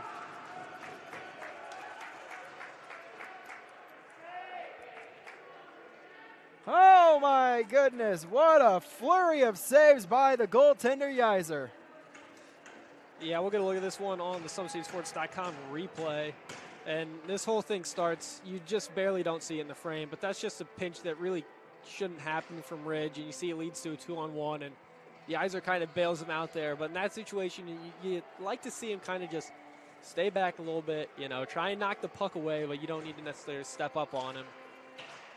41 seconds remaining here in the man advantage. The Vipers will get possession in their own defensive zone as here comes Scully racing down the ice. He gets into the far side corner. Shot off the back of the net. Near side. Turnover there. Here is Owen Park. 9:27 remaining here in the third period. 20 seconds left on the man advantage for the Lions. That one's up to Redmond. Redmond dodges a hit from Backstrom. As now Scully takes the loose puck over to the far side corner. Owen Park is there, tied up in the boards by Scully. Reasoner comes into assist. He gets it, and there's a battle for it. And Leo will come away with it. Dakota Carter. Carter loses an edge there, and that one will be cleared out of the zone. And the Vipers kill off another one as we remain a 4-0 game. Here it is. Trevor McKinnon near side, still inside the Leo zone. It's going to be picked up now by Serafini as here comes Roth. Roth into the zone. Tries to go around. There's taken down on the play as it is going to be far side for Brown. Brown gets into the neutral zone. Gross racing Knippen for possession. Knippen gets there first. Tries to backhand it out of the zone. Able to do so. Rolls into the neutral zone. Sent up ice. Looking for Smith. Kyler Smith pressuring now with Scholl in possession of the puck. Sends it near side for Knippen. Back to Scholl behind the net. 8:15 remaining here in the third. 4-0 is our score, and that one will roll down the length of the rink for the icing. Good job by the Vipers penalty kill tonight. I believe that's, 2 for 2 for them? Yes, 2 for 2 on the night. Yeah, so against in the league season, that takes them up to 1 for 7 on the, 6 for 7 on the PK. So one of their strengths right now definitely seems to be the special teams. I mentioned earlier their power play put a couple tallies on the board in the last game. So, with the talent they have, that's about what you would expect. And I'm sure they spent a lot of time in practice working on that like we did back when I played under Kaylee Schrock. Face-off won there by the Vipers, but they can't maintain it inside the zone, and play will be whistled down for the offside as Bertles caught the pass inside the zone. It looks like they'll face it off on the Indiana Tech logo.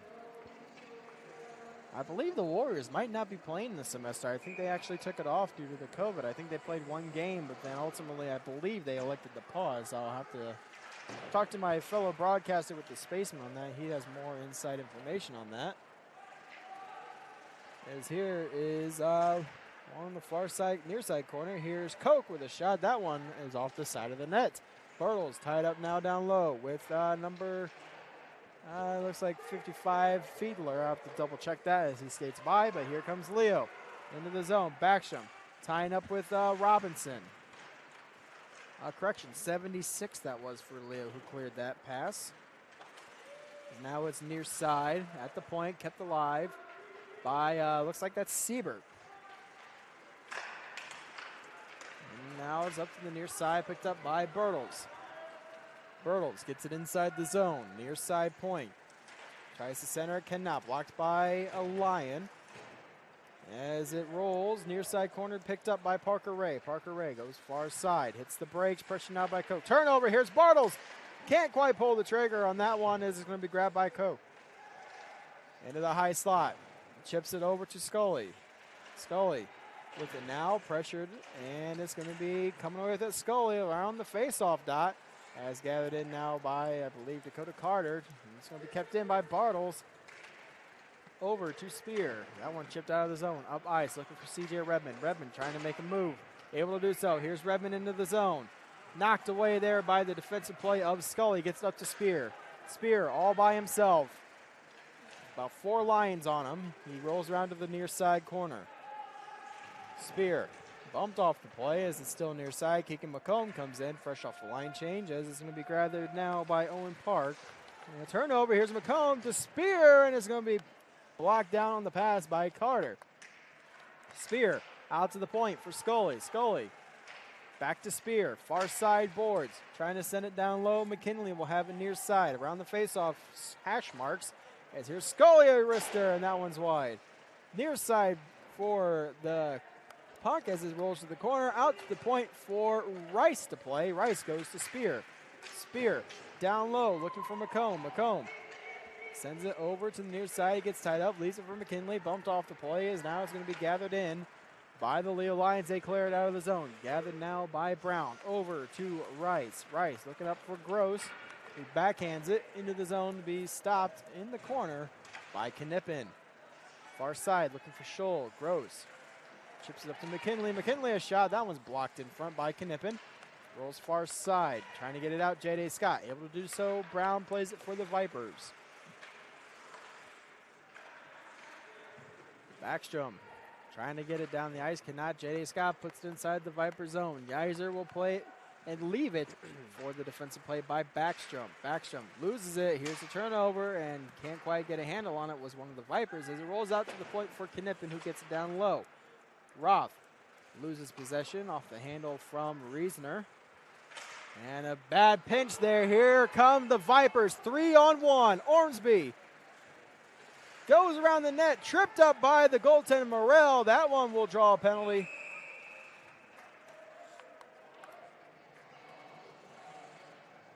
And it will be another Viper power play. Ormsby incredibly patient with the puck here. You'll see this puck come up on the wall, and then there's that pinch there by the Leo Lions defenseman, and that sends the Vipers they really never got their spacing quite right on this one, but Ormsby had tunnel vision for the net there, and with his scoring ability, I don't blame him. You see Morrell there just gets him with the pad, and that'll put the Vipers back on the power play. Can you roll that one more time? Absolutely. One thing I noticed, and you'd be more talk about it than this, obviously there was the bad pinch by the defenseman. He was just, simple play, trying to keep it inside the zone. But as we look here on the 3-on-1, one thing I'm surprised Ormsby didn't do is you look where the defenseman pulls towards Ormsby a little bit. I'm surprised he didn't try to center it to Reasoner for a chance by Gross. Yeah, I think part of that is probably Reasoner just wasn't at a great angle. I think he was a little too far behind, and Ormsby was a little bit too inside the ice, if you kind of know what I'm saying. He wasn't far enough out towards the wall for that pass to be it would have been like a weird angle to drop it back to him. Yeah. So I think that's why. And then I think that was Ray on defense. If he drops down and Reasoner shoots that puck, there's a chance it gets blocked or something like that. So, well, the Vipers return to the power play. Here's a turnover, a drive, and that one's wide of the net. Redmond battling for possession. He gets it out to the neutral zone. Carter back to Ray. Ray, good job backtracking, trying to kill as much time as he can. Flips it back down the length of the rink. Yeiser leaves it behind the net. Scully gets cut off there by Redmond. Cuts back to the far side as now Trevor McKinnon has it. Far side into the zone. McKinnon taking it nice and slow. McKinnon a drive, blocked by Ray. Lands just ahead of McComb as it is cleared by Redmond. Jared McKinley with it now. As it looks like the first power play unit for the Vipers are coming onto the ice. Here is Ormsby. Near side boards, out to the point for McKinley. Back to Ormsby. Ormsby down low for McComb. McComb taking a look, tries to center it to Ormsby. That one's knocked away by Morrell. Bertles back down to Ormsby. Ormsby with it now, walking the line over to Bertles. Centers it to McKinley. McKinley throws it wide of the net. Here is Bertles tied up once again. And now he'll get it, chip it down low. Reasoner got two Vipers right in the slot. Has now back out to the point for Bertles. Over to McKinley. McKinley down to the near side corner looking for McComb. McComb tied up there on the play by Ray. Still battling for possession, and coming away with it is Reasoner. Austin Reasoner to Ormsby looking for McKinley. That's through the feet and out of the zone. 18 seconds remaining on the man advantage. 2:46 remaining here in the third, and we have one more rush for the Vipers. Ormsby taking a look, tries to sidestep Ray, centering feed. Here's Reasoner with the backhand and tipped wide by Scholl. And the Vipers do not score on the power play. Leo kills it with 2:28 remaining here in the third. Into the neutral zone, 2-on-1 for the Vipers. Here's Robinson. Robinson shoots, scores!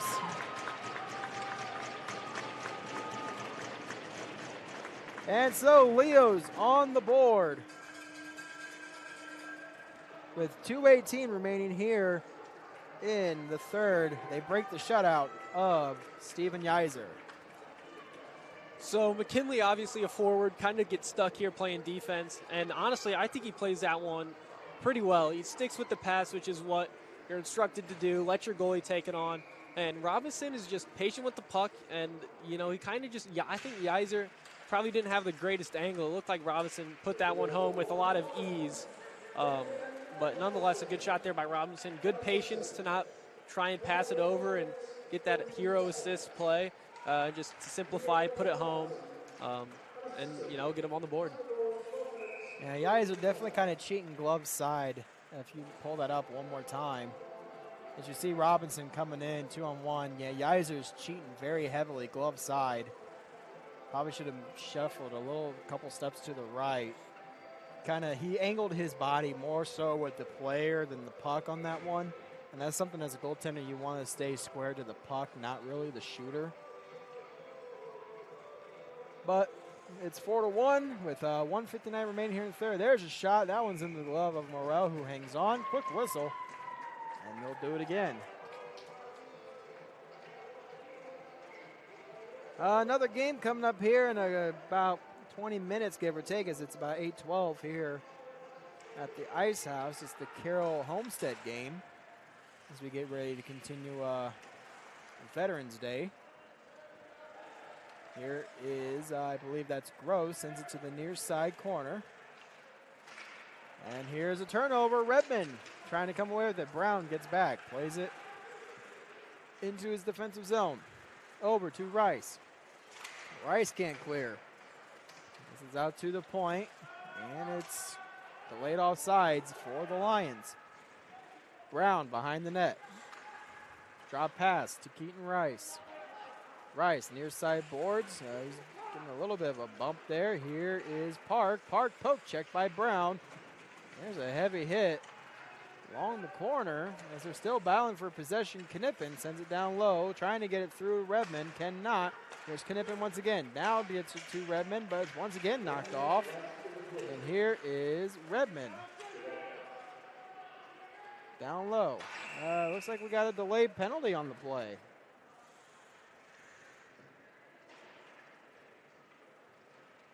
We'll have to see who this is on. I think it's on Leo since Yeiser was racing towards the bench. It looks like it's going to be on Fiedler. Yeah, so I think this is what it is. We'll take a look at it here. You see that, you see in the middle of your screen there, that looks like Fiedler going back at the Vipers player. So that's what they're going to be calling there. So a little probably unsportsmanlike. Cross-check on the play. As here is McComb, and it's going to be Parker Ray. We'll send it down the length of the rink. Rolling just wide of the net. Roth in a foot race with Ridge. Behind the net. Rolling towards the front, and Yeiser has it under his blocker. Yeah, we'll take a look back at that replay again so you can see what started it. I think you missed it the first time. But you'll see Koch kind of just trucks Fiedler right there, and so that's what draws the response and the penalty. So, face-off control by the Vipers, and then near side, Spear up to Ormsby. Ormsby sends it into the zone with 24 seconds remaining here in the third. Now in the near side corner, out to the point. Kept in by Ridge. Ridge with a wrister tipped wide of the net. McComb. Bumped off the play there by Ray. Ormsby almost takes a high hit. And that one's off the glass. Out to the point. And it's into the neutral zone with 2 seconds. And that will do it. The Vipers take a 4-0 win over the Leo Lions. And they improve their season series to 2-0, I believe. With the 4-1 win. Yes, and Vipers will improve to 2-0 on the year. 2-0 in the season series with Leo. And barring the results of the Homestead Carroll game, the Vipers are in sole possession of first place. Yeah, a good start for them, being up in the standings. Taking 4 points off the same team. I think the real test for them will come this weekend. I'm not sure who they play first, but if it's Homestead, that one should be a showdown. Those are the two teams I would pick out to be number 1 and 2 in the league this year, so that should be a great one. And for Leo, disappointing results here at the beginning of the year, but if they play Carroll, they're going to have a chance to really pick up some points. Well, that will do it for us here on Summit City Sports. We thank you for tuning in here. And be sure to check us out if you want to tune in for the Carroll Homestead game. If not, we will look forward to seeing you on Saturday for one of our makeup games here on SummitCitySports.com. Where we have to do this?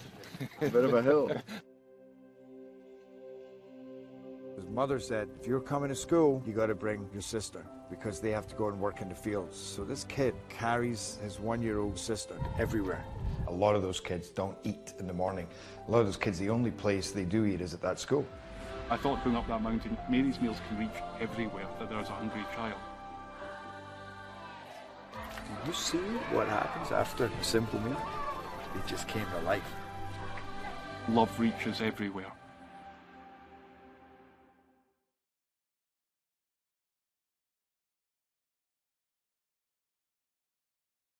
Parkview Sports Medicine's integrated sports medicine team is built to serve the needs of all athletes in all sports. Our team's only goal is to improve athletes in every facet. PSM offers performance training to help athletes get better on the field, dedicated athletic rehabilitation and physical therapy to help them get better off of it, certified athletic trainers in our PSM schools providing daily support to our athletes, and a specialized orthopedic walk-in clinic when injury strikes. Call 260-266-4007 to speak to our care navigators or visit ParkviewSportsMedicine.com to learn more about what we can do to improve athletes at all levels. Parkview Sports Medicine. Become more.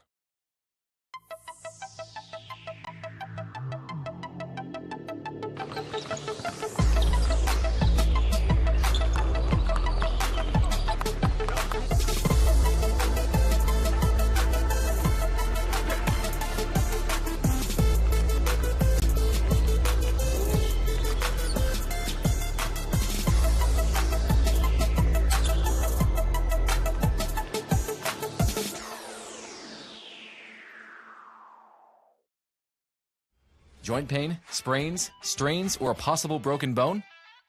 Make the Parkview Ortho Express walk-in clinic your first stop when you have an orthopedic or sports injury. Call 260-266-4007 for more information. Welcome to the Summit City, home to the 260's dedicated high school athletes and fans. Each victory and celebration captured by our camera. Treasure the highlights from the Summit Athletic Conference this season, or complete games live or on demand. After all, nobody's more proud to call Fort Wayne home than SummitCitySports.com.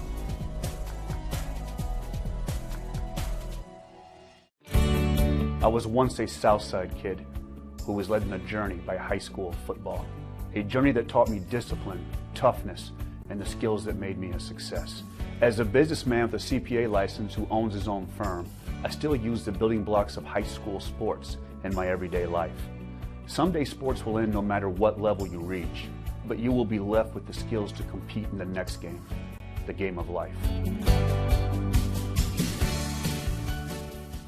Joint pain, sprains, strains, or a possible broken bone? Make the Parkview Ortho Express walk-in clinic your first stop when you have an orthopedic or sports injury. Parkview Ortho Express, located at the Sport One Parkview Fieldhouse, gives you access to quick care and orthopedic physicians when you need it most. Get x-rays, treatment, and referrals to Parkview Care, all in the convenience of a walk-in clinic. Call 260-266-4007 for more information. Thank you for watching Summit City Sports. To help broaden our coverage, we're asking you to become a monthly sponsor to our Patreon account. We produce weekly highlights and live video broadcast. When the Homestead girls golf team won its first state title in program history, we were there. When Fort Wayne brought back 3 state titles in cross country, we were there. We believe in sharing positive stories and setting the standard for how high school sports should be covered. Join us and donate today. This is an invitation to join a movement propelled by people who care and members who have a share in the place they bank. Good morning, Sam. So when you have the chance to get your first home loan, you know an expert will guide you every step of the way. Or when it's time to buy your new car, you'll be treated like more than just a credit score. Good news, ProFed can get you that payment. This is an invitation to a place where simply belonging can help enrich your whole community. ProFed Credit Union. You're invited.